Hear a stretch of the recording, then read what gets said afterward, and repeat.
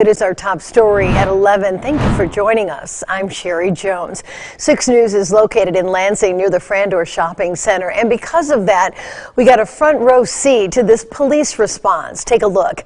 This was the scene around 9:30 tonight on the eastbound Saginaw Highway stretch just west of US 127. East Lansing Police, Michigan State Police troopers, fire crews, and ambulances all responded to the crash. And 6 News reporters saw at least 2 people that were in handcuffs. So far, there is no official word on what happened or if anyone was hurt. Stay with 6 News. We've been talking to local law enforcement all evening long, and we'll update you as soon as we learn more. Well, the annexation of a Lansing Township neighborhood is facing a new legal challenge. An Ingham County judge has blocked 2 ballot proposals from going to the voters in November. If approved, they would have been asking voters to bring the Groesbeck neighborhood into the city of Lansing. Josh Sanchez is here for you now. Josh, what can you tell us? Sherry, City of Lansing and Ingham County election officials say Lansing Township filed a lawsuit against both offices recently. For County Clerk Barb Byram, this legal move adds pressure ahead of key deadlines. Time is not on our side. Many people think elections are a one-day thing, and they are anything but. It takes months to prepare for an election. Ingham County Clerk Barb Byram says questions over 2 ballot proposals that address the future of the Groesbeck neighborhood are a bump in the road to an already complex path to the November election. She says the next few weeks are filled with critical deadlines. Overseas and military voters need their ballots by September 24. Absentee voters need theirs by the 29th. And Byram says she wants to start printing ballots by next week. And that's only the start of a longer process to get all the ballots ready for the people who live in the county and the Groesbeck neighborhood. Ballots must be approved by candidates.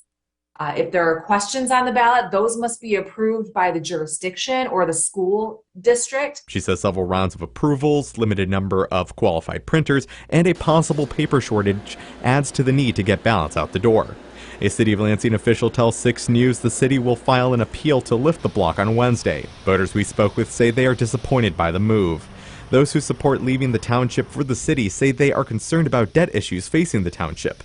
Regardless, Byram says voters should expect ballots to be ready for the election. As county clerk, I don't decide what's on the ballot. One jurisdiction placed a question on the ballot, the other jurisdiction doesn't want the question on the ballot, and I'm just wanting to make sure that every qualified registered voter is afforded the opportunity to exercise their right to vote. And part of that is that they timely receive their ballots.